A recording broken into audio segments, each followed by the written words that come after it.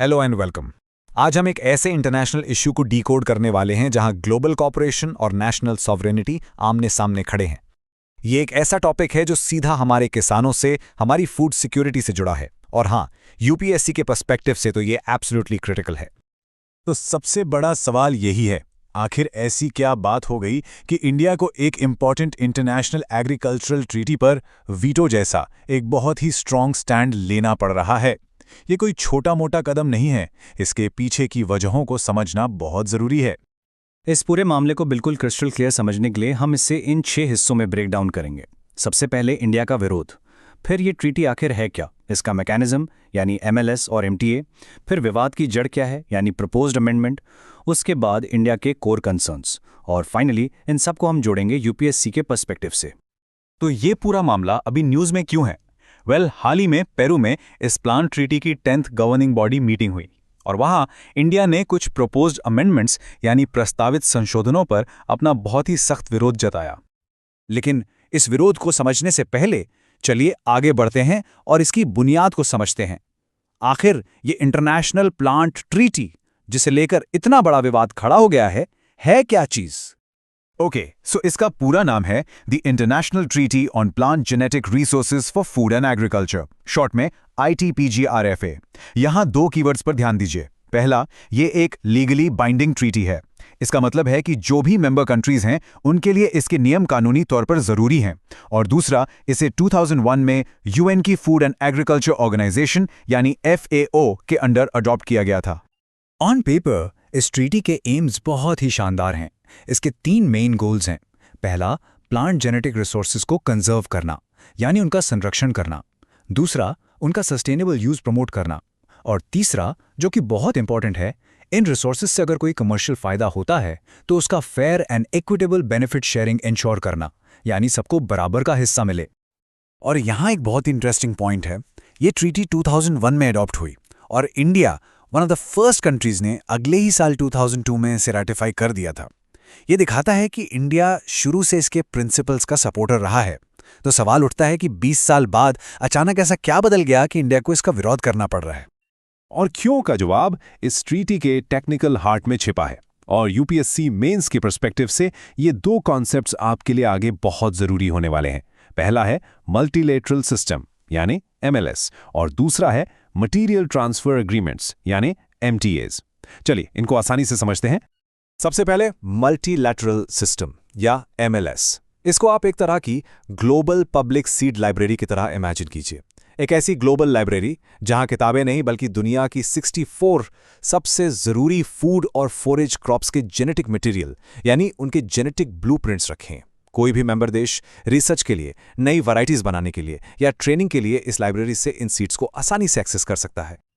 अब ये काम कैसे करता है? It's a simple 3 step process really.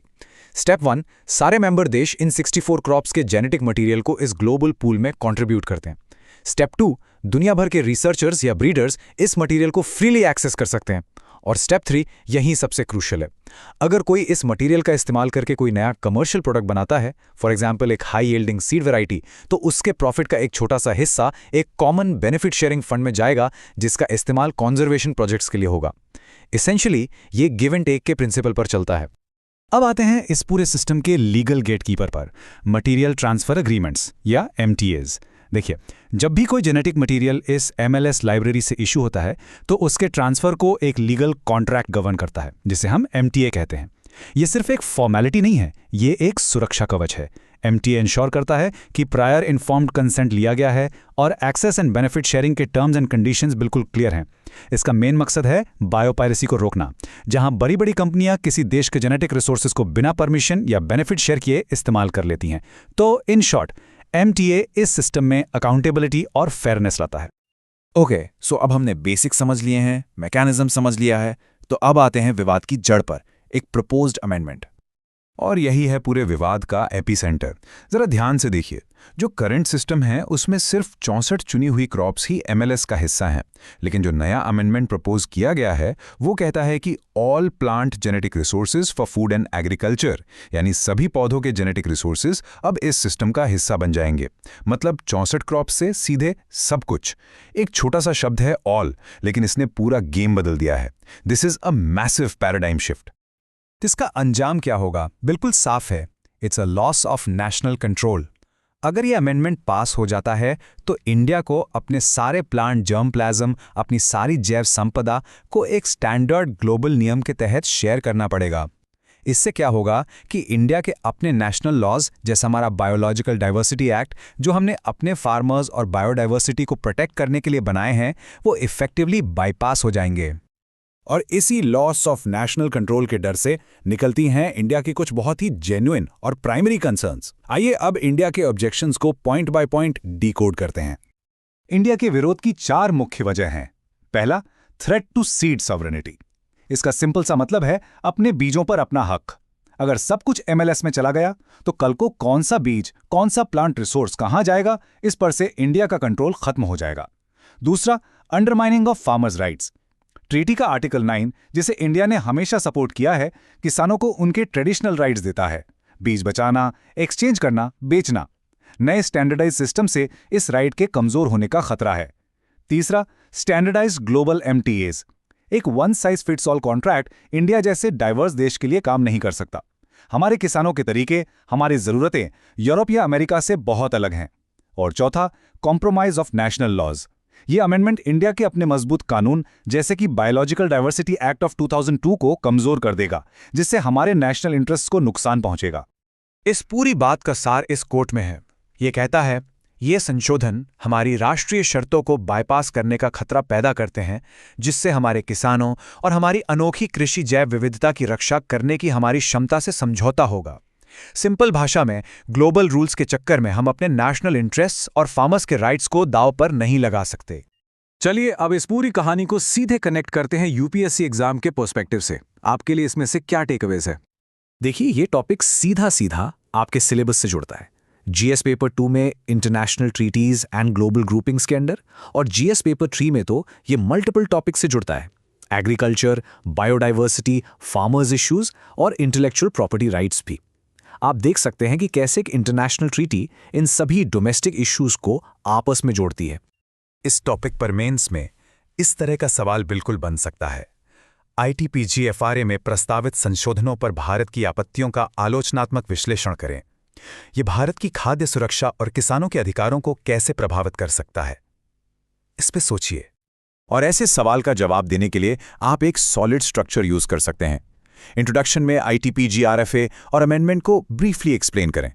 Body के पहले हिस्से में इंडिया के ऑब्जेक्शंस को डिटेल में लिखें, सॉवरेनिटी, फार्मर्स राइट्स। दूसरे हिस्से में फूड सिक्योरिटी और ट्रेडिशनल प्रैक्टिसेस पर इसके असर का एनालिसिस करें। और कंक्लूजन में ग्लोबल कोऑपरेशन और नेशनल इंटरेस्ट के बीच एक बैलेंस की जरूरत पर फोकस करें। तो आखिर में हम आपको इस एक अहम सवाल के साथ छोड़ते हैं। आखिर एक देश को वैश्विक सहयोग की मांगों और अपनी राष्ट्रीय संप्रभुता और अपने किसानों के अधिकारों की रक्षा के बीच वो परफेक्ट बैलेंस कैसे बनाना चाहिए, इस पर जरूर विचार कीजिएगा। Thank you for joining, keep learning. Hello everyone. अभी हाल ही में जो 17th ब्रिक्स समिट हुई है, उसने पूरी दुनिया में, आप कह सकते हैं, जियोपॉलिटिकल शॉकवेव्स भेज दी हैं। और अगर आप ग्लोबल पावर शिफ्ट्स पर एक गहरी नज़र रखते हैं, और ख़ासकर अगर आप सिविल सर्विसेज एग्जाम की तैयारी कर रहे हैं, तो ये एक इतना क्रूशियल डेवलपमेंट है जिसे आप बिल्कुल भी, आई रिपीट, बिल्कुल भी इग्नोर नहीं कर सकते। तो सबसे बड़ा सवाल जो हमारे आज के इस डिटेल्ड एक्सप्लेनर का कोर है, वो ये है, क्या ब्रिक्स सच में एक नए वर्ल्ड ऑर्डर की नींव, एक फाउंडेशन रख रहा है? क्या ये एग्जिस्टिंग पावर स्ट्रक्चर्स के लिए एक जेन्युइन काउंटरवेट बन रहा है? मैं आपको प्रॉमिस करता हूं, इस एक्सप्लेनर के एंड तक आपके पास इस सवाल का एक ऐसा नुअंस्ड, एक ऐसा डिटेल्ड आंसर होगा जिसके लिए जरूरी फैक्ट्स भी होंगे और डीप एनालिसिस भी। और एक इन्फॉर्म्ड ओपिनियन बनाना ही तो यूपीएससी आपसे डिमांड करता है, right? Okay, so let's dive right in. ये है हमारा रोड मैप फॉर टुडे। हम पहले समिट की फाउंडेशन को समझेंगे, फिर रियो डिक्लेरेशन के की आउटकम्स को डिकोड करेंगे। इसके बाद ब्रिक्स की पूरी जर्नी फ्रॉम स्क्रैच उसको ट्रेस करेंगे। फिर इंडिया के स्पेसिफिक इंटरेस्ट्स को एनालाइज करेंगे। इस सारी नॉलेज को एग्जाम में कैसे यूज करना है ये देखेंगे, और आखिर में आगे का रास्ता क्या है उस पर नजर डालेंगे। अच्छा, इससे पहले कि हम 17th समिट की निटी ग्रिटी में यानी कि उसकी डिटेल्स में डाइव करें, चलिए एक मजबूत फाउंडेशन बनाते हैं। एक बात हमेशा याद रखिएगा, एक अच्छा मेंस आंसर हमेशा सॉलिड बेसिक्स पर टिका होता है। तो इस सेक्शन में हम वो सारे एसेंशियल फैक्ट्स और कॉन्टेक्स्ट कवर करेंगे जो आपके फिंगर टिप्स पर होने ही चाहिए। तो सबसे पहले द बेसिक्स, कब और कहां। 17th ब्रिक्स समिट हुई ब्राजील के शहर रियो डे जनेरो में 6 और 7 जुलाई 2025 को, और यहीं से चीजें काफी इंटरेस्टिंग हो जाती हैं। ब्रिक्स अब 10 से बढ़कर 11 देशों का एक पावरफुल ग्रुप बन गया है, और सबसे खास ध्यान दीजिए, इस समिट में शामिल हुए न्यूएस्ट मेंबर पर इंडोनेशिया। इस पॉइंट को आप स्टार मार्क कर लीजिए, प्रीलिम्स में इस पर डायरेक्ट क्वेश्चन बनने की पूरी पॉसिबिलिटी है। अब ब्रिक्स के कंटेक्स्ट में आप ग्लोबल साउथ ये शब्द बार बार सुनेंगे। इसका मतलब क्या है? देखिए, ये सिर्फ एक ज्योग्राफिकल टर्म नहीं है। इंटरनेशनल रिलेशंस में ये डेवलपिंग और इमर्जिंग इकोनॉमीज की कलेक्टिव पॉलिटिकल और डिप्लोमेटिक आवाज़ को रिप्रेजेंट करता है। ये एक ऐसा मंच है जहां ये देश अक्सर untraditional western dominated power structures के ऑल्टरनेटिव के रूप में अपनी स्ट्रैटेजीज को कोऑर्डिनेट करते हैं, और इस वक्त ब्रिक्स ग्लोबल साउथ का सबसे शक्तिशाली प्लेटफॉर्म माना जा रहा है। ऑलराइट, फाउंडेशन सेट करने के बाद अब आते हैं इस एक्सप्लेनर के दिल पर। इस समिट में आखिर क्या फैसले लिए गए? सारे की outcomes Rio de Janeiro declaration में हैं। हम इसको आसानी से समझने के लिए 3 की एरियाज में ब्रेक डाउन करके देखेंगे। पहला सिक्योरिटी, दूसरा इकोनॉमिक्स और तीसरा टेक्नोलॉजी। सिक्योरिटी और ग्लोबल गवर्नेंस के फ्रंट पर यह डिक्लेरेशन इंडिया की फॉरेन पॉलिसी के लिए एक बहुत बड़ी जीत है। क्यों? देखिए, पहला, पहलगाम में हुए टेरर अटैक की कड़ी निंदा की गई। दूसरा, CCIT यानी comprehensive convention on international terrorism को जल्द से जल्द अपनाने की मांग दोहराई गई। याद रखिएगा, CCIT का प्रपोजल इंडिया ने ही UN में डेकेड्स पहले रखा था ताकि टेररिज्म की कोई एक यूनिवर्सल डेफिनेशन बनाई जा सके। और तीसरा, सबसे इंपॉर्टेंट, UNSC यानी यूनाइटेड नेशंस सिक्योरिटी काउंसिल में कॉम्प्रिहेंसिव रिफॉर्म्स की मांग की गई। देखिए, UNSC आज भी 1945 की जियोपॉलिटिकल रियलिटी को रिफ्लेक्ट करता है, और इसमें रिफॉर्म्स की मांग करके और खासतौर पर इंडिया और ब्राजील की परमानेंट मेंबरशिप को एंडोर्स करके ब्रिक्स ने पोस्ट वर्ल्ड वॉर 2 के ग्लोबल ऑर्डर को एक सीधी चुनौती दी है। अब आते हैं इस समिट की सबसे बड़ी इकोनॉमिक हेडलाइन पर, डी-डॉलराइजेशन। ये एक बहुत बड़ा कॉन्सेप्ट है। सिंपल शब्दों में, ब्रिक्स देश आपस में ट्रेड के लिए US डॉलर पर अपनी डिपेंडेंसी कम करके अपनी नेशनल करेंसीज जैसे रुपी, युआन, रूबल का इस्तेमाल बढ़ाने पर सहमत हुए हैं। इससे उन्हें ज्यादा इकोनॉमिक सॉवरेंटी यानी आर्थिक संप्रभुता मिलेगी। लेकिन इसके चैलेंजेस भी हैं फॉर श्योर, जैसे एक कॉमन अल्टरनेटिव करेंसी का ना होना और मेंबर करेंसीज की वॉलेटिलिटी। फिर भी ये एक मल्टीपोलर ग्लोबल फाइनेंशियल आर्किटेक्चर की दिशा में एक बहुत बड़ा कदम है। इस समिट ने सिर्फ प्रेजेंट इश्यूज पर ही नहीं बल्कि फ्यूचर की तरफ भी देखा। लीडर्स ने आर्टिफिशियल इंटेलिजेंस के लिए एक ग्लोबल फ्रेमवर्क बनाने की मांग की, जिसमें डेटा प्राइवेसी, ट्रांसपेरेंसी और सोशल गुड जैसे प्रिंसिपल्स पर जोर दिया गया। और इंडियन डिप्लोमेसी के लिए एक और जीत ये रही कि ग्रुप ने 2028 में विशाल ग्लोबल क्लाइमेट कॉन्फ्रेंस COP33 की मेजबानी के लिए भारत की दावेदारी का समर्थन किया। ये दिखाता है कि ब्रिक्स अब सिर्फ इकोनॉमिक्स तक लिमिटेड नहीं है, बल्कि ग्लोबल टेक्नोलॉजी और क्लाइमेट गवर्नेंस को भी शेप कर रहा है। हमने देखा कि समिट में क्या क्या फैसले हुए, लेकिन ये इतने इंपॉर्टेंट क्यों हैं? इसके लिए हमें ब्रिक्स की पूरी एवोल्यूशन को बिल्कुल स्क्रैच से ट्रेस करना होगा। ये सफर एक सिंपल इकोनॉमिक एक्रोनिम से शुरू होकर एक पावरफुल जियोपॉलिटिकल अलायंस तक आखिर पहुंचा कैसे, चलिए देखते हैं। Now what's really interesting here is, ये हमें एक स्लो बट डिलिबरेट एवोल्यूशन दिखाता है। एक आइडिया से शुरू होकर एक फॉर्मल ग्रुप बनना और फिर एक मैसिवली एक्सपैंडेड अलायंस में ट्रांसफॉर्म होना। चलिए इन सभी माइलस्टोन्स को एक एक करके अनपैक करते हैं आराम से। हमारी कहानी 2001 से शुरू होती है, जब गोल्डमैन सैक्स के इकोनॉमिस्ट जिम ओनील ने ब्रिक एक्रोनिम कॉइन किया। ये प्योरली एक इकोनॉमिक प्रोजेक्शन थी। असली नींव रखी गई 2009 में येकतेरिनबर्ग, रशिया में, जब 2008 के ग्लोबल फाइनेंशियल क्राइसिस के बाद इन देशों ने मिलकर एक पॉलिटिकल ब्लॉक बनाने का फैसला किया। फिर 2011 में साउथ अफ्रीका शामिल हुआ और ब्रिक्स बन गया ब्रिक्स, जिससे ब्लॉक को अफ्रीकन कॉन्टिनेंट पर रिप्रेजेंटेशन मिला।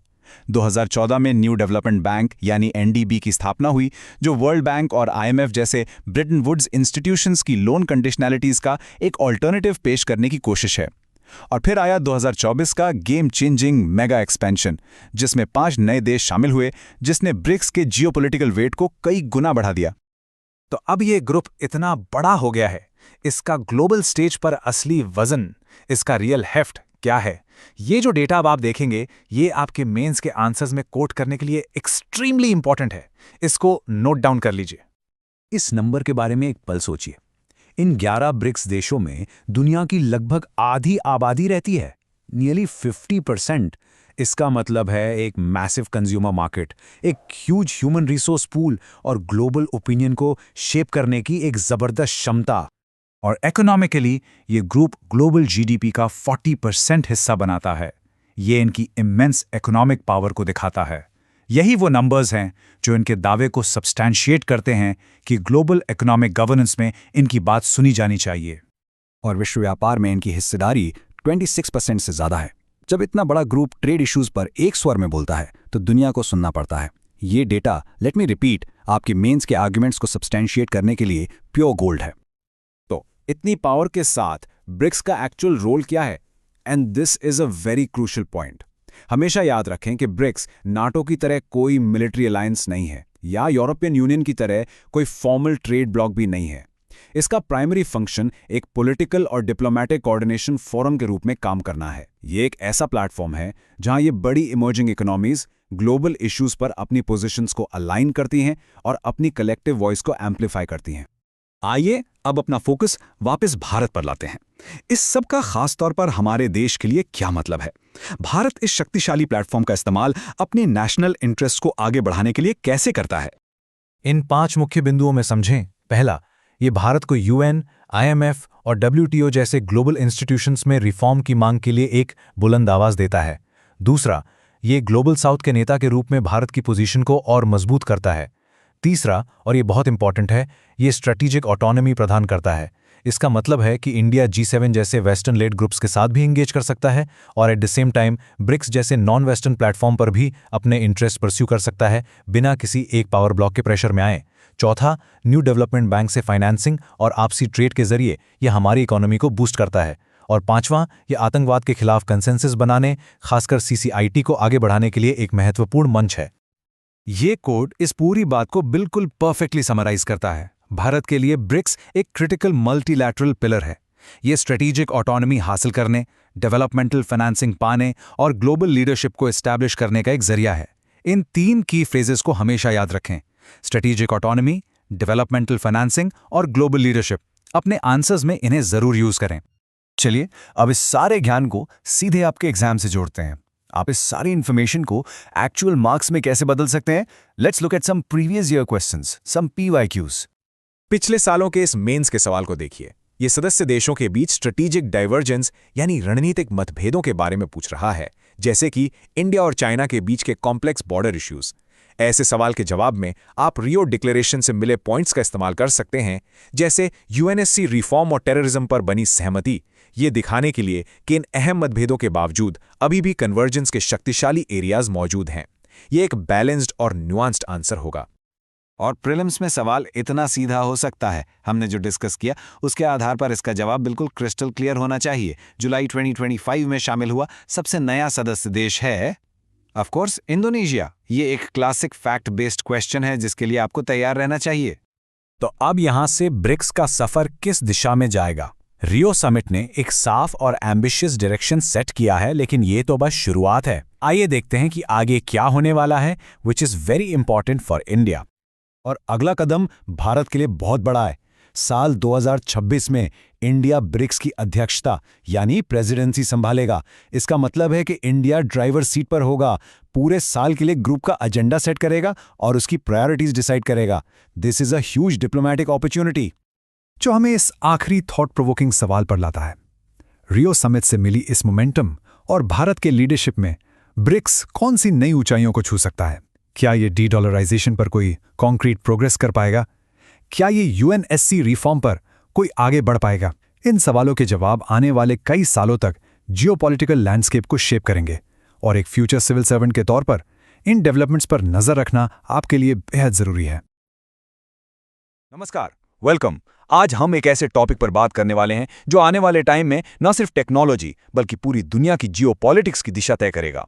जी हाँ, हम बात कर रहे हैं क्रिटिकल मिनरल्स की, और हम इसे स्पेसिफिकली यूपीएससी प्रीलिम्स और मेंस के पर्सपेक्टिव से डिकोड करेंगे ताकि आपको इस कॉम्प्लेक्स इशू पर एक क्रिस्टल क्लियर अंडरस्टैंडिंग मिल सके। तो चलिए शुरुआत एक बहुत ही पावरफुल सवाल से करते हैं। क्या कुछ गिने चुने मिनरल्स जैसे कि लिथियम, कोबाल्ट या रेयर अर्थ एलिमेंट्स अकेले चाइना को दुनिया की एक अनडिस्प्यूटेड सुपर पावर बना सकते हैं? देखिए, ये सिर्फ एक हाइपोथेटिकल क्वेश्चन नहीं है, ये आज की ग्लोबल स्ट्रैटेजी का सबसे बड़ा अटेंशन पॉइंट है। और इसी सवाल का जवाब इंडिया और क्वाड जैसे अलायंसेस की पूरी स्ट्रैटेजी को ड्राइव कर रहा है। तो इस पूरे इशू को स्टेप बाय स्टेप समझने के लिए ये रहा हमारा रोड मैप। सबसे पहले हम बेसिक्स कवर करेंगे, क्रिटिकल मिनरल्स आखिर हैं क्या। फिर हम ग्लोबल लेवल पर क्वाड के इनिशिएटिव को देखेंगे। इसके बाद हम जूम इन करेंगे इंडिया के नेशनल मिशन पर। फिर आएगा सबसे इंपॉर्टेंट सेक्शन, यूटीएससी के लिए खास एनालिसिस, और एंड में प्रैक्टिस क्वेश्चंस के साथ हम आपकी नॉलेज को टेस्ट करेंगे। ओके, तो शुरू करते हैं सेक्शन 1 से। पूरी स्ट्रैटेजी समझने से पहले फंडामेंटल्स का क्लियर होना बहुत जरूरी है। आखिर ये क्रिटिकल मिनरल्स जिनकी इतनी बात हो रही है हैं क्या? इन्हें आप भविष्य के बिल्डिंग ब्लॉक समझ सकते हैं। देखिए, आमतौर पर हम मिनरल्स को उनके यूज से जानते हैं, जैसे आयरन या कॉपर। लेकिन क्रिटिकल मिनरल्स की डेफिनेशन के दो हिस्से हैं और दोनों ही जरूरी हैं। पहला, ये वो मिनरल्स हैं जो मॉडर्न टेक्नोलॉजी, क्लीन एनर्जी और नेशनल सिक्योरिटी के लिए एब्सोल्युटली एसेंशियल हैं। सोच लीजिए, आपके फोन से लेकर फाइटर जेट तक हर जगह ये मौजूद हैं। लेकिन दूसरा हिस्सा इसे और भी इंपॉर्टेंट बनाता है। इनकी supply chains vulnerable to disruption है। मतलब इनकी सप्लाई चेन पर किसी एक देश का या कुछ देशों का कंट्रोल है, और अगर वो सप्लाई रोक दें तो पूरी दुनिया की इकोनॉमी ठप पड़ सकती है। यही वल्नरेबिलिटी इन मिनरल्स को क्रिटिकल बनाती है। चलिए कुछ एग्जाम्पल से इसे और क्लियर करते हैं। सबसे पहले लिथियम, जिसे व्हाइट गोल्ड भी कहा जा रहा है, ये ईवी रेवोल्यूशन की जान है।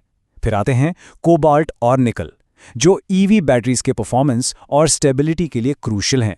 ग्रेफाइट, जो ना सिर्फ बैटरीज बल्कि सेमीकंडक्टर्स के लिए भी जरूरी है। और फिर सबसे ज्यादा चर्चित रेयर अर्थ एलिमेंट्स। अब इनके नाम पर मत जाइए, ये जमीन में इतने रेयर नहीं हैं। असली गेम, असली मोनोपोली इनको एक्सट्रैक्ट करके प्रोसेस करने में है, और इस प्रोसेसिंग पर आज चाइना का लगभग 80 से 90% कंट्रोल है। और इनका इस्तेमाल आपके फोन की स्क्रीन से लेकर मिसाइल गाइडेंस सिस्टम्स तक हर हाईटेक चीज में होता है। तो प्रॉब्लम स्टेटमेंट अब बिल्कुल क्लियर है। एक तरफ इन मिनरल्स पर हाई डिपेंडेंसी, दूसरी तरफ सप्लाई चेन पर एक देश की मोनोपोली। इस सिचुएशन में कोई भी देश क्या करेगा? यहीं से शुरू होता है जियोपॉलिटिक्स का असली खेल, और इस खेल में एक बड़ा प्लेयर है क्वाड। क्वाड यानी इंडिया, यूएस, जापान और ऑस्ट्रेलिया ने इस चैलेंज से निपटने के लिए एक जॉइंट इनिशिएटिव लॉन्च किया है। इसके 3 मेन ऑब्जेक्टिव्स हैं। पहला, डिवर्सिफाई सप्लाई चेन्स। सिंपल शब्दों में, सारे अंडे एक ही बास्केट में नहीं रखना, सप्लाई के लिए अलग अलग सोर्सेज डेवलप करना। दूसरा, एनहांस एनर्जी सिक्योरिटी।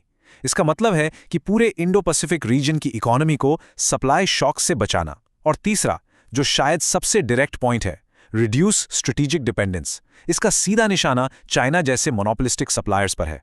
ये एक इकोनॉमिक मूव से कहीं ज्यादा एक स्ट्रेटेजिक और जियोपॉलिटिकल मूव है। तो सवाल उठता है कि क्वाड ये करेगा कैसे? क्या ये सिर्फ बातें हैं या कोई कॉन्क्रीट एक्शन प्लान भी है? बिल्कुल है। 3 स्टेप्स का प्लान है। Step 1, resource mapping and investment. सबसे पहले तो ये पता लगाना होगा ना कि ये मिनरल्स हैं कहाँ। तो चारों देश मिलकर जियोलॉजिकल सर्वेस कर रहे हैं और प्राइवेट इन्वेस्टमेंट को इनकरेज कर रहे हैं। स्टेप 2, टेक्नोलॉजिकल कोलैबोरेशन, खासकर क्लीन प्रोसेसिंग और रिसाइकलिंग टेक्नोलॉजीज में। फ्यूचर इन्हीं का है। Step 3, supply chain facilitation. Minerals मिल गए, टेक्नोलॉजी मिल गई, पर उन्हें फैक्ट्री तक पहुंचाना भी तो है। इसके लिए लॉजिस्टिक्स और पोर्ट इंफ्रास्ट्रक्चर डेवलप किया जा रहा है, जिसका एक बेहतरीन एग्जाम्पल है quad ports of the future partnership. चलिए, ये तो हुई ग्लोबल स्ट्रैटेजी की बात, पर इंडिया अपने डोमेस्टिक फ्रंट पर क्या कर रहा है? यहां एंट्री होती है इंडिया के अपने नेशनल मिशन की, जिसका एक ही मकसद है, मिनरल्स के सेक्टर में आत्मनिर्भरता। मिनिस्ट्री ऑफ माइंस ने इस नेशनल क्रिटिकल मिनरल मिशन को लॉन्च किया है, जिसके 3 कोर पिलर्स हैं: secure, sustainable and self reliance supply. Secure मतलब हमारी सप्लाई किसी दूसरे देश के पॉलिटिकल विम्स पर डिपेंड ना करे। सस्टेनेबल मतलब हम इसे एनवायरमेंटली फ्रेंडली तरीके से डेवलप करें। और सेल्फ रिलायंट, ये तो आत्मनिर्भर भारत के विजन का ही एक एक्सटेंशन है। ये मिशन हमारे डिफेंस, इलेक्ट्रॉनिक्स और क्लीन एनर्जी तीनों सेक्टर्स के फ्यूचर के लिए क्रिटिकल है। ओके, अब एक फैक्ट जो आपके प्रीलिम्स के लिए बेहद जरूरी है, ये नंबर 30। भारत सरकार ने 30 मिनरल्स को इंडिया के लिए क्रिटिकल आइडेंटिफाई किया। यहाँ एक चीज समझनी जरूरी है कि हर देश के क्रिटिकल मिनरल्स की लिस्ट अलग अलग होती है। क्यों? क्योंकि ये लिस्ट उस देश की इंडस्ट्रियल नीड्स और उसकी जियोपॉलिटिकल सिचुएशन पर डिपेंड करती है। अमेरिका की लिस्ट अलग होगी, यूरोप की अलग। इंडिया के लिए a new list of 30 minerals has been identified. तो इस मिशन को जमीन पर कैसे उतारा जा रहा है? 3 बड़े कदम उठाए गए हैं। पहला, एक बड़ा पॉलिसी चेंज, MMDR एक्ट में अमेंडमेंट। इसके तहत 30 में से 24 मिनरल्स को एक नए शेड्यूल में डाला गया है, जिससे इनकी माइनिंग का ऑक्शन करने का एक्सक्लूसिव अधिकार अब सेंट्रल गवर्नमेंट के पास आ गया है। इससे डिसीजन मेकिंग फास्ट होगी। दूसरा, एक massive exploration push. Geological survey of India यानी GSI को अगले 7 सालों में 1200 से ज्यादा एक्सप्लोरेशन प्रोजेक्ट्स का टारगेट दिया गया है। और तीसरा, एक इंस्टीट्यूशनल फ्रेमवर्क, जिसके तहत एक centre of excellence for critical minerals बनाया जाएगा, जो इस सेक्टर के लिए थिंक टैंक का काम करेगा। ये स्लाइड आपके मेंस के आंसर के लिए एक परफेक्ट फ्रेमवर्क है। ये इंडिया की 2 pronged यानी 2-धारी स्ट्रैटेजी को दिखाती है। एक तरफ क्वाड इनिशिएटिव है, जिसका स्कोप इंटरनेशनल है, फोकस जियोपॉलिटिक्स पर है और गोल चाइना को काउंटर करना है। दूसरी तरफ नेशनल मिशन है, जिसका स्कोप नेशनल है, फोकस इकोनॉमिक्स पर है और गोल आत्मनिर्भरता हासिल करना है। दोनों एक दूसरे के पूरक हैं, कॉम्प्लीमेंट्री हैं। इस ड्युअलिटी को समझना एक न्यूआंस्ड आंसर के लिए बहुत जरूरी है। ऑलराइट, अब तक हमने व्हाट और हाउ को डिटेल में कवर कर लिया है। अब आते हैं इस एक्सप्लेनर के सबसे इंपॉर्टेंट हिस्से पर, द व्हाई। आपके यूपीएससी मेंस आंसर राइटिंग के लिए इस पूरे इश्यू की सिग्निफिकेंस क्या है, इसमें चैलेंजेस क्या हैं और वे फॉरवर्ड क्या हो सकता है। तो इस पूरी एक्सरसाइज का सिग्निफिकेंस क्या है? ये 4 पॉइंट्स देखिए, ये सब इंटरकनेक्टेड हैं। सबसे पहले, स्ट्रेटेजिक ऑटोनॉमी, मतलब हमारी फॉरेन पॉलिसी और इकोनॉमिक डिसीजंस किसी दूसरे देश के मिनरल सप्लाई पर डिपेंड ना करें। जब ये ऑटोनॉमी हासिल होगी, तभी हमारा ग्रीन ग्रोथ का सपना पूरा होगा, क्योंकि सारी ग्रीन टेक्नोलॉजीज इन्हीं मिनरल्स पर चलती हैं और ये दोनों चीजें सीधे सीधे आत्मनिर्भर भारत के विजन को सपोर्ट करती हैं। और जब एक देश आत्मनिर्भर बनता है, तो वो अपने रीजन में एक लीडरशिप रोल में आ जाता है, एक रिलायबल सप्लाई चेन पार्टनर के रूप में। ये एक चेन रिएक्शन है। लेकिन जैसा हर बड़े मिशन में होता है, रास्ता आसान नहीं है। 3 बड़े चैलेंजेस हैं। पहला, जियोपॉलिटिकल पुशबैक। चाइना इतनी आसानी से अपनी मोनोपोली खत्म नहीं होने देगा। वो सप्लाई डिसरप्शंस या इकोनॉमिक कोएजन जैसे हथकंडे अपना सकता है। दूसरा, कैपिटल एंड टेक्नोलॉजी। माइनिंग और खासकर रिफाइनिंग एक बहुत ही कैपिटल इंटेंसिव और टेक्नोलॉजी इंटेंसिव प्रोसेस है। इंडिया के पास अभी इसमें वर्ल्ड क्लास एक्सपर्टीज की कमी है। और तीसरा, हमारे अपने domestic regulatory hurdles, environment clearances, land acquisition, ये ऐसे इश्यूज हैं जो बड़े से बड़े प्रोजेक्ट्स को सालों तक डिले कर सकते हैं। ठीक है, तो थ्योरी, फैक्ट्स और एनालिसिस हमने कवर कर लिया। अब वक्त है इस नॉलेज को अप्लाई करने का। अब आपकी बारी है। प्रीलिम्स के लिए एक प्रैक्टिस क्वेश्चन। स्टेटमेंट 1 कहता है कि मिशन ने 50 क्रिटिकल मिनरल्स आइडेंटिफाई किए हैं और स्टेटमेंट 2 कहता है कि सभी 30 मिनरल्स के ऑक्शन राइट्स अब सेंटर के पास हैं। एक एक शब्द को ध्यान से पढ़िएगा, सोचने के लिए थोड़ा टाइम लीजिए। सही जवाब है डी, नीदर 1 नॉट 2। दोनों ही स्टेटमेंट्स गलत है। क्यों? क्योंकि पहला स्टेटमेंट नंबर में गलत है, 50 नहीं 30 मिनरल्स हैं, और दूसरा स्टेटमेंट ऑल वर्ड की वजह से गलत है। एक्सक्लूसिव राइट्स सभी 30 पर नहीं, बल्कि उनमें से 24 मिनरल्स पर हैं। देखा आपने? यही है यूपीएससी प्रीलिम्स का गेम, डिटेल्स मैटर। अब एक मेंस का सवाल। क्वाड क्रिटिकल मिनरल्स इनिशिएटिव और national critical mineral mission Bharat की स्ट्रेटेजिक ऑटोनॉमी के लिए एक ही सिक्के के 2 पहलू हैं। इसका आलोचनात्मक विश्लेषण करें। इसका आंसर लिखने के लिए आपको पहले दोनों के बीच की सिनर्जी दिखानी होगी, फिर क्रिटिकली एनालाइज वर्ड को जस्टिफाई करते हुए चैलेंजेस भी बताने होंगे और आखिर में एक फॉरवर्ड लुकिंग कंक्लूजन देना होगा, बिल्कुल वैसा ही जैसा हमने डिस्कस किया। और जाते जाते हम आपके लिए एक थॉट प्रोवोकिंग सवाल छोड़ जा रहे हैं। अगर आप इंडिया के पॉलिसी मेकर होते, तो क्रिटिकल मिनरल्स की इस कॉम्प्लेक्स रेस में आपकी सिंगल बिगेस्ट प्रायोरिटी क्या होती? क्वाड जैसे पार्टनर्स के साथ डिप्लोमेटिक कोलैबोरेशन, या फिर डोमेस्टिक सेल्फ सफिशिएंसी पर जोर देना, या फिर असली जीत इन दोनों के बीच एक परफेक्ट बैलेंस बनाने में है? इस पर जरूर सोचिएगा। अगले एक्सप्लेनर में मिलते हैं। धन्यवाद। नमस्ते यूपीएससी एस्पिरेंट्स। आज हम एक बहुत ही क्रिटिकल टॉपिक पर बात करने जा रहे हैं। एक ऐसा टॉपिक जो सीधे सीधे आपकी जीएस पेपर 2 यानी इंटरनेशनल रिलेशंस और जीएस पेपर 3 यानी इकोनॉमी और एनवायरनमेंट के बीच बैठता है। टॉपिक है यूरोपियन यूनियन का कार्बन बॉर्डर एडजस्टमेंट मैकेनिज्म, जिसे हम शॉर्ट में CBAM कहते हैं। ये पॉलिसी दोस्तों सिर्फ ग्लोबल ट्रेड के नियम नहीं बदल रही, बल्कि पूरी क्लाइमेट डिप्लोमेसी को एक नया मोड़ दे रही है। तो चलिए इसके हर एक पहलू को, हर एक नुआंस को प्रीलिम्स और मेंस के पर्सपेक्टिव से डीकोड करते हैं। आज के इस एक्सप्लेनर में हमारा सफर कुछ इस तरह रहेगा। सबसे पहले हम समझेंगे कि आखिर ये विवाद शुरू क्यों हुआ, फिर हम CBAM की टेक्निकल डिटेल्स में घुसेंगे, बिल्कुल बेसिक्स से। उसके बाद हम सिक्के के दोनों पहलू देखेंगे, EU के आर्ग्यूमेंट्स और ग्लोबल साउथ का विरोध, और आखिर में हम देखेंगे कि इसका भविष्य क्या है और ये ग्लोबल ट्रेड और क्लाइमेट के रिश्ते को कैसे शेप करेगा। तो चलिए शुरू करते हैं सेक्शन 1 से, अ न्यू क्लाइमेट कंट्रोवर्सी। सबसे पहले ये जान लेते हैं कि आखिर ये मामला अचानक से इतना सुर्खियों में क्यों आ गया। इस पूरे विवाद की जड़, इसकी आत्मा इन 2 शब्दों में छिपी है, ग्रीन प्रोटेक्शनिज्म। ये एक आरोप है, एक इल्जाम है जो डेवलपिंग कंट्रीज, खासकर ब्रिक्स देशों ने यूरोपियन यूनियन पर लगाया है। उनका कहना है कि EU पर्यावरण यानी ग्रीन इश्यूज की आड़ में असल में प्रोटेक्शनिज्म कर रहा है। मतलब वो अपने घरेलू उद्योगों को, अपनी कंपनीज को बाहरी कंपटीशन से बचाने के लिए एक नई ट्रेड की दीवार खड़ी कर रहा है। ये आपके मेंस के आंसर के लिए एक जबरदस्त कीवर्ड है। इस विवाद को जो असली पॉलिटिकल आग मिली वो हाल ही में हुए 2025 ब्रिक्स समिट से मिली। यहाँ ब्राज़ील, रशिया, इंडिया, चाइना और साउथ अफ्रीका, ये सभी बड़ी इकोनॉमीज एक साथ आईं और उन्होंने एक सुर में इस पॉलिसी की कड़ी आलोचना की। इस समिट ने ग्लोबल साउथ के विरोध को एक कलेक्टिव और पावरफुल आवाज दी, जिसे अब इग्नोर करना मुश्किल है। ठीक है, तो कॉन्टेक्स्ट सेट हो गया है। अब आते हैं इसके कोर मैकेनिज्म पर। Section 2, decoding the EU CBAM। चलिए बिल्कुल स्क्रैच से समझते हैं कि आखिर ये CBAM है क्या चीज। अगर बिल्कुल सरल शब्दों में कहूं तो CBAM एक तरह का इंपोर्ट टैक्स है। ये यूरोपियन यूनियन में बाहर से आने वाले कुछ खास सामान पर लगाया जाएगा। कौन सा सामान? वो सामान जिसको बनाने में बहुत ज्यादा कार्बन पोल्यूशन होता है। इस सिस्टम के तहत जो भी इंपोर्टर EU में सामान लाएगा, उसे उस सामान के एम्बेडेड कार्बन यानी उसको बनाने में हुए टोटल कार्बन एमिशन के बराबर CBAM सर्टिफिकेट्स खरीदने होंगे। मतलब साफ है, आपका प्रोडक्ट जितना ज्यादा पोल्यूटिंग होगा, उसको EU में बेचना उतना ही महंगा पड़ेगा। लेकिन यहाँ एक लॉजिकल सवाल उठता है, EU को ऐसी पॉलिसी लाने की जरूरत ही क्यों पड़ी? हर पॉलिसी के पीछे एक प्रॉब्लम स्टेटमेंट होता है, तो वो कौन सी समस्या है जिसका समाधान CBAM को करना है? और इसका जवाब है ये टर्म, कार्बन लीकेज। इसे ध्यान से समझिएगा, ये एनवायरनमेंट सेक्शन के लिए बहुत इंपॉर्टेंट है। सोचिए, एक देश है, मान लीजिए जर्मनी, जो अपने यहाँ कार्बन एमिशंस पर बहुत सख्त नियम लगाता है। इससे वहाँ फैक्ट्री चलाने का खर्चा बढ़ जाता है। तो कंपनी क्या करती है?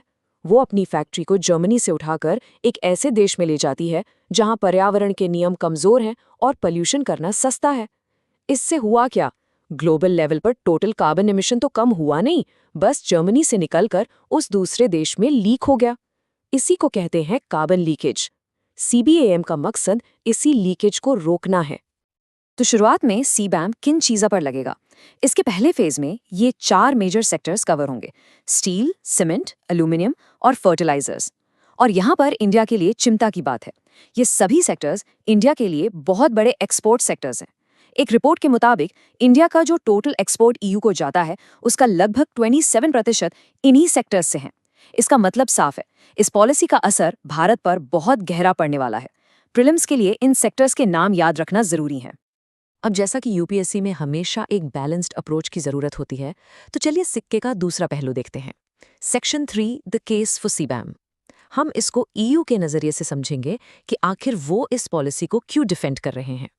देखिए, EU कहता है कि इसके पीछे उनके कई सारे ऑब्जेक्टिव्स हैं। पहला, जैसा हमने डिस्कस किया, कार्बन लीकेज को रोकना। दूसरा, जब दूसरे देशों के लिए पोल्यूटिंग प्रोडक्ट्स बेचना महंगा हो जाएगा तो वो नेचुरली ग्रीन टेक्नोलॉजी अपनाने के लिए इनकरेज होंगे।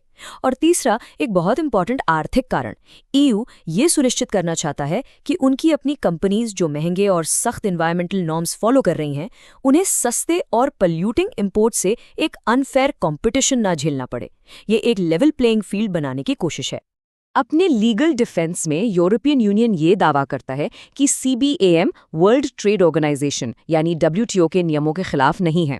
वो कहते हैं कि WTO के गैट एग्रीमेंट का आर्टिकल 20 देशों को पर्यावरण की रक्षा के लिए जरूरी ट्रेड मेजर्स लेने की अनुमति देता है। साथ ही वो इसे अपने बड़े यूरोपियन ग्रीन डील का एक हिस्सा मानते हैं, जिसका लक्ष्य 2050 तक यूरोप को कार्बन न्यूट्रल बनाना है। तो उनके लिए ये एक जरूरी कदम है। चलिए, ये तो हुई EU की बात। अब आते हैं उस तरफ जहां से इसका सबसे ज्यादा और सबसे जोर शोर से विरोध हो रहा है। Section 4, the global south's opposition. Developing countries, जिसमें इंडिया भी शामिल है, इस पॉलिसी के इतने खिलाफ क्यों है? ग्लोबल साउथ के लिए ये सिर्फ एक टैक्स नहीं है, ये उनके पूरे डेवलपमेंट के मॉडल पर एक हमला है। सोचिए, इससे उनके एक्सपोर्टर्स पर एक अतिरिक्त फाइनेंशियल बोझ पड़ेगा, जिससे EU मार्केट में उनके सामान महंगे हो जाएंगी और उनकी कॉम्पिटिटिवनेस कम हो जाएगी।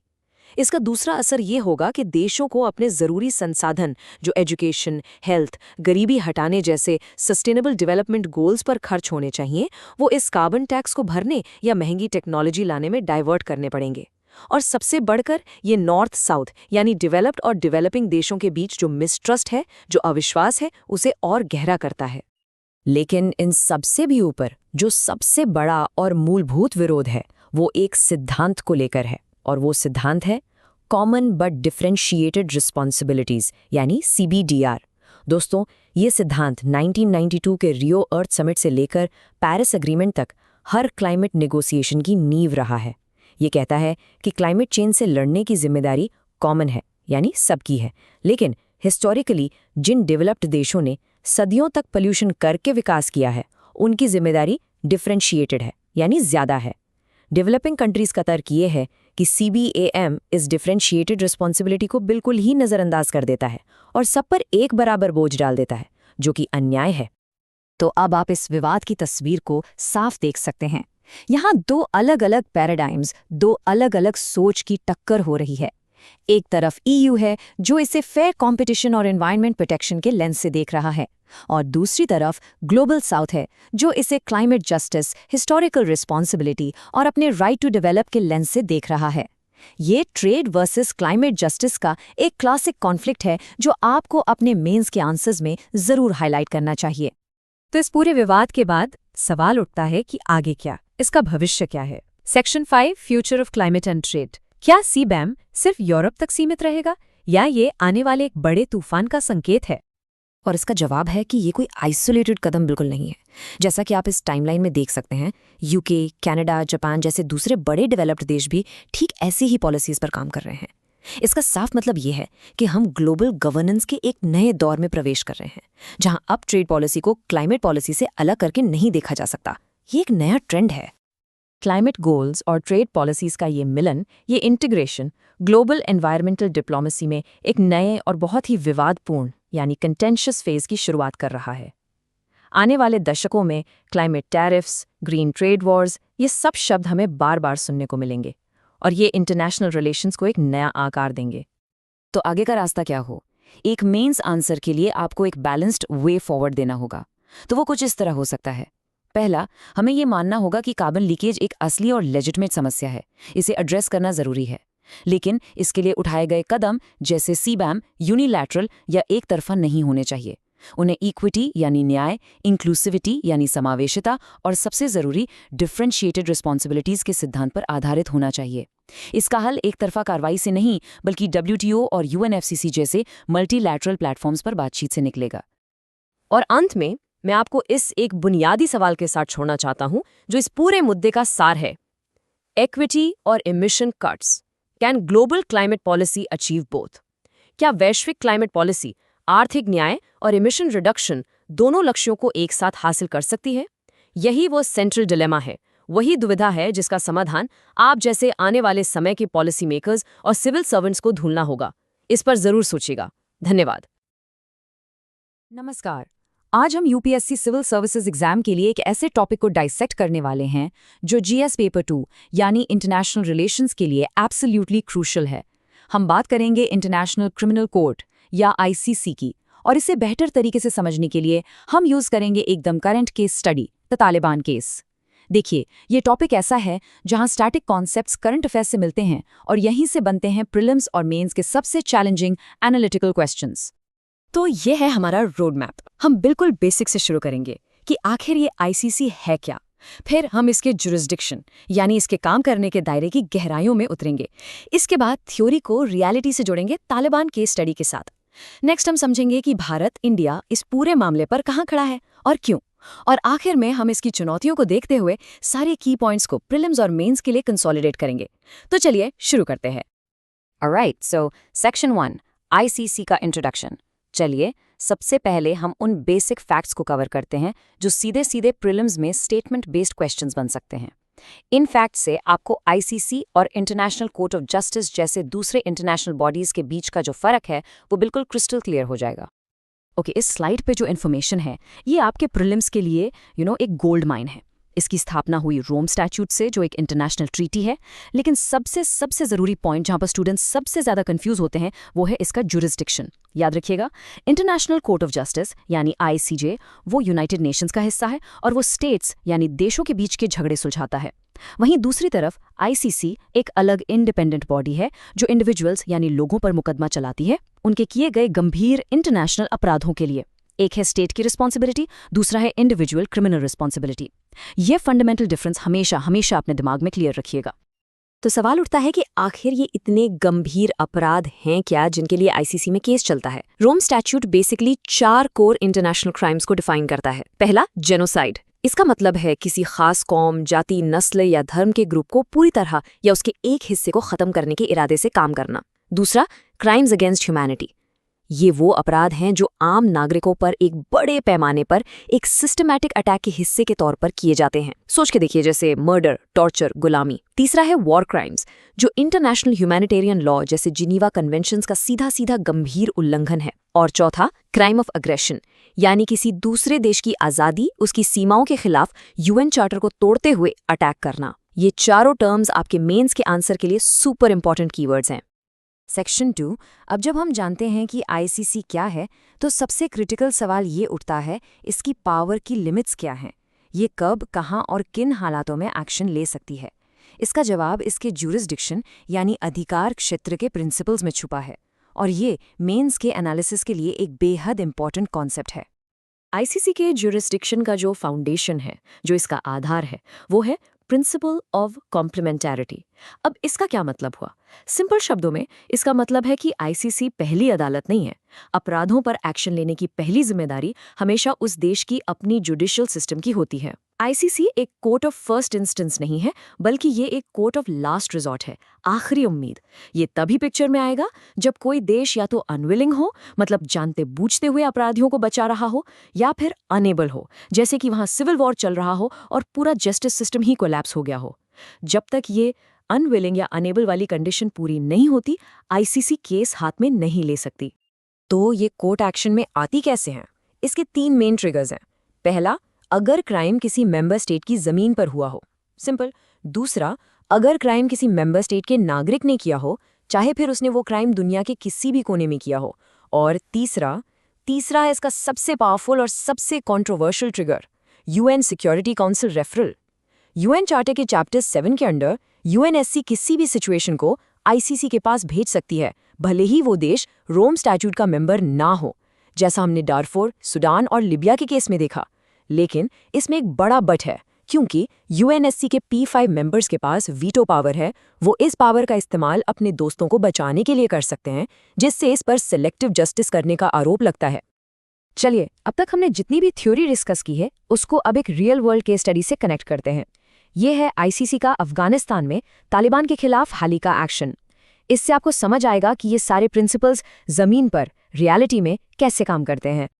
तो खबर ये है कि आईसीसी के प्रोसिक्यूटर ने तालिबान के बड़े लीडर्स के खिलाफ क्राइम्स अगेंस्ट ह्यूमैनिटी के लिए अरेस्ट वारंट्स की मांग की है। ये एक लैंडमार्क मूव है, क्योंकि यहाँ पर नॉन स्टेट एक्टर्स को उनकी इंस्टीट्यूशनल पॉलिसीज के लिए, उनकी सरकार की नीतियों के लिए जिम्मेदार ठहराया जा रहा है। तो आखिर आरोप हैं क्या? आईसीसी का फोकस तालिबान की उन पॉलिसीज पर है जो स्पेसिफिकली महिलाओं और लड़कियों को टारगेट करती हैं, जैसे सिस्टमैटिक तरीके से, मतलब एक पूरी व्यवस्था के साथ जेंडर बेस्ड परसिक्यूशन, यानी लिंग के आधार पर अत्याचार करना। इसमें क्या क्या शामिल है? महिलाओं और लड़कियों की हायर एजुकेशन पर कंप्लीट बैन, उनके अकेले कहीं आने जाने यानी उनकी मोबिलिटी पर रोक और ज़्यादातर प्रोफेशंस में उनके काम करने पर पाबंदी। आईसीसी इन चीज़ों को पॉलिसी नहीं बल्कि मानवता के खिलाफ अपराध, क्राइम्स अगेंस्ट ह्यूमैनिटी मान रहा है।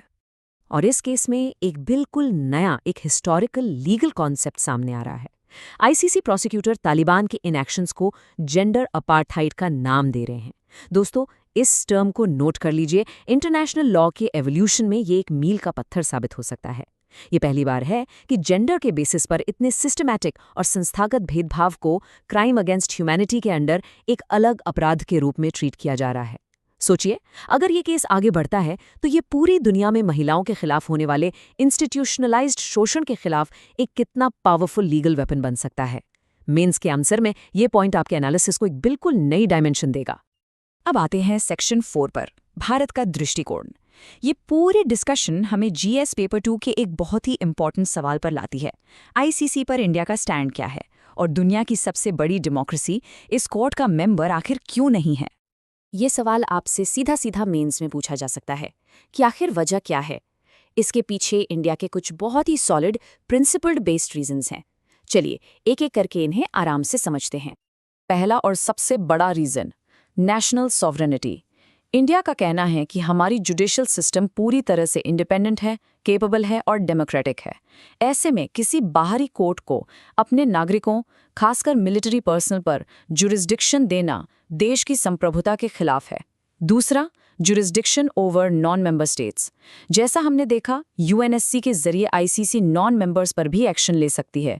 इंडिया मानता है कि ये वियना कन्वेंशन के उस बेसिक प्रिंसिपल के खिलाफ है कि कोई ट्रीटी उन देशों पर लागू नहीं हो सकती जिन्होंने उस पर साइन ही नहीं किया है। तीसरा, पॉलिटिसाइजेशन ऑफ जस्टिस। इंडिया को डर है कि P5 जैसे पावरफुल देश इस कोर्ट को अपने जियोपॉलिटिकल इंटरेस्ट्स के लिए इस्तेमाल कर सकते हैं, जिससे इंसाफ का पॉलिटिसाइजेशन हो जाएगा। और आखिरी, conflict with national legal frameworks. Rome statute के कुछ कॉन्सेप्ट्स जैसे कमांड रिस्पॉन्सिबिलिटी इंडिया के अपने मिलिट्री और क्रिमिनल लॉ से अलग हैं, जिससे लीगल कॉन्फ्लिक्ट्स पैदा हो सकते हैं। चलिए अब आते हैं सेक्शन 5 पर। देखिए, एक बैलेंस्ड मेंस आंसर लिखने के लिए आपको आईएलसीसी के अच्छे इंटेंशंस के साथ साथ उसके सामने जो चैलेंजेस हैं और जो उसकी आलोचना होती है उसे भी समझना बहुत ज़रूरी है। तो आईसीसी की इफेक्टिवनेस पर कुछ बड़े सवाल हैं। पहला और सबसे कॉमन क्रिटिसिज्म है वेस्टर्न बायस का आरोप। क्रिटिक्स कहते हैं कि आईसीसी ने अब तक ज़्यादातर सिर्फ अफ्रीकन देशों के खिलाफ ही मामले शुरू किए हैं। हालांकि इसका एक काउंटर आर्ग्यूमेंट ये भी है कि कई अफ्रीकन केसेस उन देशों ने खुद ही आईसीसी को रेफर किए थे। दूसरी बड़ी कमजोरी, इसके पास अपनी कोई एनफोर्समेंट पावर नहीं है। इसके पास अपनी पुलिस फोर्स नहीं है अरेस्ट करने के लिए, सबूत इकट्ठा करने के लिए। ये पूरी तरह से मेंबर स्टेट्स के कोऑपरेशन पर डिपेंड करता है। और तीसरी और शायद सबसे बड़ी चुनौती ये है कि दुनिया की जो बड़ी शक्तियां हैं, यूएसए, चाइना, रशिया और इंडिया, वो इसके मेंबर ही नहीं है। इससे इसकी ग्लोबल लेजिटिमेसी, इसकी वैश्विक स्वीकार्यता पर एक बहुत बड़ा क्वेश्चन मार्क लग जाता है। ओके, तो अब आखिरी सेक्शन में आइए इस पूरी डिस्कशन को प्रीलिम्स और मेंस के पर्सपेक्टिव से समराइज करते हैं। ये आपके क्विक रिवीजन के लिए की पॉइंट्स हैं। इन पॉइंट्स को बिल्कुल याद रखिएगा। पहला, आईसीसी दुनिया की इकलौती परमानेंट इंटरनेशनल क्रिमिनल कोर्ट है जो इंडिविजुअल्स पर केस चलाती है। दूसरा, ये प्रिंसिपल ऑफ कम्प्लीमेंटैरिटी पर काम करती है, यानी ये कोर्ट ऑफ लास्ट रिजॉर्ट है। तीसरा, तालिबान केस जेंडर अपार्थाइड को एक क्राइम के रूप में एस्टैब्लिश करके एक नया प्रीसिडेंट सेट कर रहा है। चौथा, इंडिया सॉवरेनिटी, जुरिस्डिक्शन और पॉलिटिसाइजेशन की चिंताओं की वजह से आईसीसी से बाहर है। और पांचवां, ये कोर्ट इन्फोर्समेंट की कमी, बायस के आरोप और बड़ी शक्तियों की अनुपस्थिति जैसी गंभीर चुनौतियों का सामना कर रहा है। और हाँ, आपके प्रीलिम्स के लिए एक छोटा सा लेकिन इम्पॉर्टेंट फैक्ट, 17 जुलाई को इंटरनेशनल जस्टिस डे मनाया जाता है। ये वही दिन है जब 1998 में रोम स्टैट्यूट को अडॉप्ट किया गया था। तो ये डेट जरूर याद रखिएगा। और अंत में मैं आपके लिए एक थॉट प्रोवोकिंग सवाल छोड़ रहा हूँ, बिल्कुल वैसा ही जैसा आपको मेंस में मिल सकता है। सवाल है, क्या तालिबान जैसे नॉन स्टेट एक्टर्स के खिलाफ आईसी की सक्रियता इंटरनेशनल लॉ में स्टेट सॉवरेनिटी के सिद्धांत को मजबूत करती है या कमजोर? इस पर विचार करते वक्त principle of complementarity, responsibility to protect और इंडिया जैसे देशों के कंसर्न्स को अपने एनालिसिस में जरूर शामिल कीजिएगा। इस पर मंथन जरूर करें। इसके साथ ही ये चर्चा यहाँ समाप्त होती है। धन्यवाद। नमस्कार दोस्तों, चलिए आज एक ऐसे टॉपिक को डिकोड करते हैं जो इंडो पैसिफिक में एक नया स्ट्रेटेजिक चैप्टर लिख रहा है। और बिलीव मी, आपके यूपीएससी एग्जाम के लिए ये एब्सोल्युटली क्रिटिकल है। हम बात कर रहे हैं क्वाड के ऑब्जर्वर एट सी इनिशिएटिव की। ये टॉपिक सीधा आपके जीएस पेपर 2 यानी इंटरनेशनल रिलेशंस और जीएस पेपर 3 यानी सिक्योरिटी से जुड़ता है, जहां इंडो पैसिफिक की डायनामिक जियोपॉलिटिक्स हर दिन हर पल बदल रही है। तो सबसे बड़ा सवाल जो दिमाग में आता है वो ये है कि आखिर क्वाड की इस नई पहल से इंडो पैसिफिक में बदलेगा क्या? क्या ये सिर्फ एक और मिलिट्री एक्सरसाइज है या फिर इसके पीछे कोई बहुत बड़ा स्ट्रेटेजिक शिफ्ट छिपा हुआ है? इंडिया की स्ट्रेटेजिक ऑटोनॉमी के लिए इसके क्या मायने हैं? और सबसे इंपॉर्टेंट, ये चाइना के बढ़ते हुए मैरीटाइम इन्फ्लुएंस को कैसे काउंटर करता है? चलिए इन सभी सवालों के जवाब ढूंढते हैं एकदम डीप डाइव करके from a UPSC perspective. Okay, तो ये रहा हमारा रोड मैप। हम इस डिस्कशन को 5 की सेक्शंस में ब्रेक करेंगे और ये स्ट्रक्चर आपके मेंस आंसर के लिए भी एक परफेक्ट ब्लूप्रिंट हो सकता है। याद रखिएगा, हम शुरू करेंगे ऑब्जर्वर एट सी की बेसिक डेफिनेशन से, फिर उसके ऑब्जेक्टिव्स को समझेंगे, इंडिया के लिए उसके स्ट्रेटेजिक फायदे क्या हैं उस पर डिटेल में बात करेंगे, फिर हम इसे चाइना फैक्टर और इंडिया के सागर विजन के बड़े जियोपॉलिटिकल कॉन्टेक्स्ट में फिट करके देखेंगे और फाइनली एक सॉलिड कंक्लूजन के साथ इस टॉपिक को रैप अप करेंगे। तो चलिए सबसे पहले इसके बेसिक्स को डिकंस्ट्रक्ट करते हैं। आखिर ये ऑब्जर्वर एट सी इनिशिएटिव है क्या? इसका कोर मैकेनिज्म क्या है और इसकी जरूरत क्यों पड़ी? Let's get to the fundamentals. तो अगर हम इसकी बिल्कुल टेक्निकल डेफिनेशन देखें, ऑब्जर्वर एट सी इनिशिएटिव चारों क्वाड देशों यानी इंडिया, जापान, अमेरिका और ऑस्ट्रेलिया के कोस्ट गार्ड्स का पहला क्रॉस एम्बार्केशन इनिशिएटिव है। अब यहाँ 2 कीवर्ड्स पर खास ध्यान दीजिए। पहला, फर्स्ट एवर। प्रीलिम्स के लिए ये शब्द आते ही आपके कान खड़े हो जाने चाहिए। ये इस बात का साफ संकेत है कि क्वाड अब सिर्फ स्टेटमेंट्स और समिट से आगे बढ़कर जमीन पर या यहाँ समुद्र में प्रैक्टिकल कोऑपरेशन की तरफ बढ़ चुका है। और दूसरा कीवर्ड है कोस्ट गार्ड्स, नेवीज नहीं। इस पर हम आगे डिटेल में चर्चा करेंगे क्योंकि इसमें एक बहुत गहरी स्ट्रैटेजिक सोच छिपी है। अब इस इनिशिएटिव की जो नींव है वो एक कॉन्सेप्ट पर टिकी है जिसे कहते हैं क्रॉस एम्बार्केशन। इसका मतलब क्या हुआ? बिल्कुल आसान भाषा में इसका मतलब है कि एक देश के ऑफिसर्स दूसरे देश के जहाज पर तैनात होंगे। जस्ट इमेजिन कीजिए, एक अमेरिकन कोस्ट गार्ड शिप पर एक इंडियन ऑफिसर बैठा है जो जापानीज प्रोटोकॉल समझ रहा है और अपने ऑस्ट्रेलियन कलीग के साथ रियल टाइम डेटा एनालाइज कर रहा है। ये ऑन डेक प्रैक्टिकल एक्सपीरियंस है जहां बेस्ट प्रैक्टिसेस का एक्सचेंज होता है, चाहे वो एंटी पायरेसी ड्रिल्स हों, सर्च एंड रेस्क्यू ऑपरेशंस हों या इलीगल फिशिंग को रोकने की टेक्निक्स हों।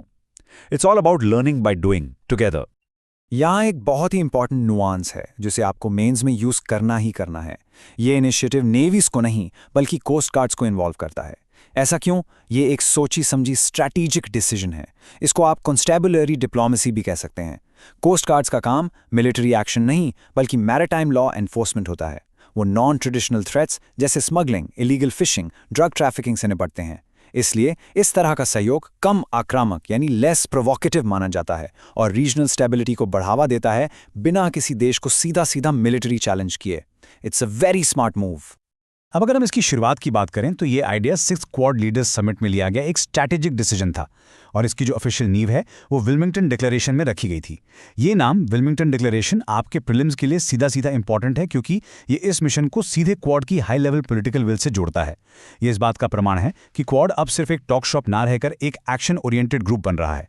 और इसको लॉन्च करने के लिए हर क्वाड देश से ऑफिसर्स को यूएस कोस्ट गार्ड के जहाज USCGC स्ट्रैटन पर डिप्लॉय किया गया। तो आखिर ये क्रॉस एम्बार्केशन प्रोसेस काम कैसे करता है?